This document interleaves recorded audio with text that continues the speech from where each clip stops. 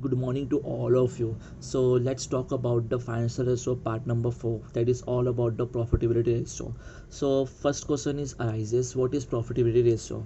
In technical language, it measures a company's ability to generate the income that related to its revenue, balance sheet assets, operating cost and equity.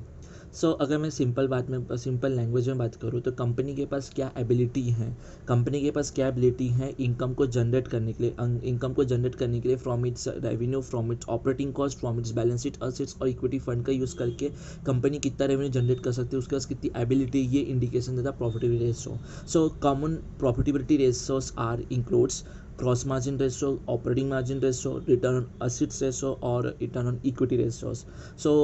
We go through these all ratio one by one, but before starting with this ratio, let's understand the concept first of all. The net asset is nothing, the net sell is nothing, is total asset minus sales. Return कर देंगे तो net sales मिल जाएगा.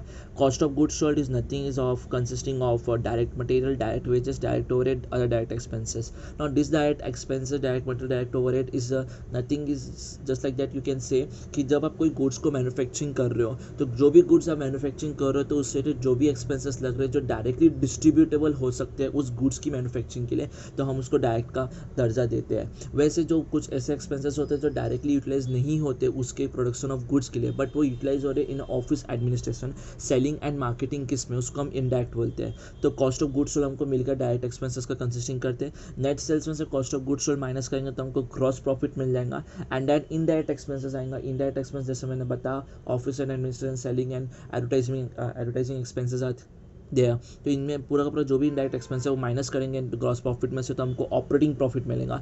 Just इसमें से interest minus नहीं करेंगे, तो जो ऑपरेटिंग प्रॉफिट है वो operating profit is nothing but is a profit before interest and taxes बोलते हैं उसको, जिसको हम ऑपरेटिंग प्रॉफिट बोलते हैं. And then interest and taxes expenses अगर हम माइनस कर देंगे then we get a net profit, जिसको हम नेट इनकम भी बोलते हैं, जिसको हम प्रॉफिट आफ्टर टैक्स भी बोलते हैं. जब profit is going to be available for equity shareholders को अवेलेबल रहता.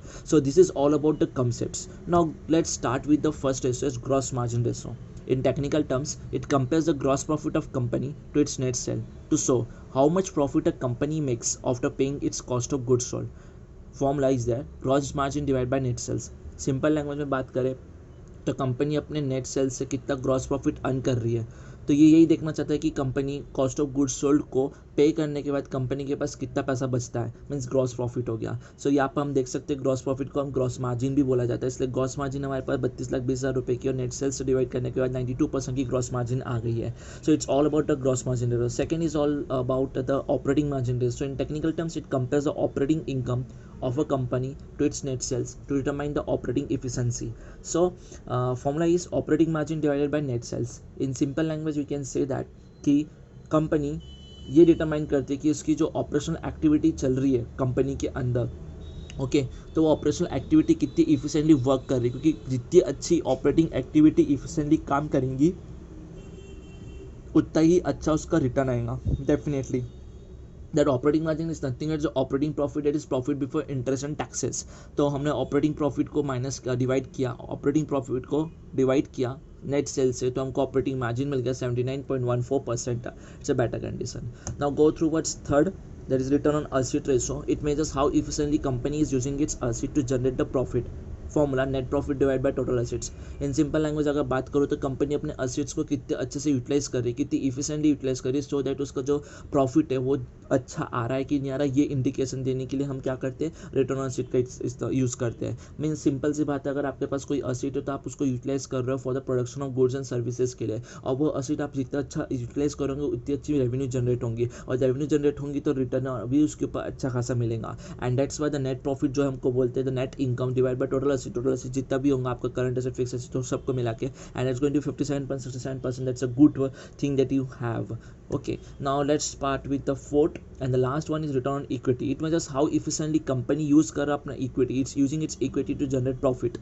When formula is net profit divided by shareholders equity. In simple language जैसे हम asset को utilize कर रहे हैं वैसे ही हम equity fund को कितना अच्छे से utilize कर रहे हैं to generate the profit from the business.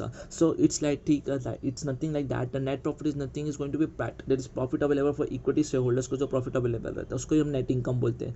And shareholders equity is nothing, is going to be shareholders capital plus reserve and surplus is going to be shareholders equity.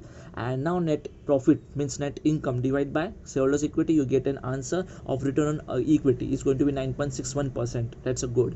So it's all about the profitability ratios, which going to be a very crucial for judging the company's profit and loss income statement, how the company is doing their business in a well performing basis or not. So till the time, be always happy and keep smiling. Thanks for watching this video. Hit the bell icon, share and subscribe and like the comment. It's Vishal Saluja signing off.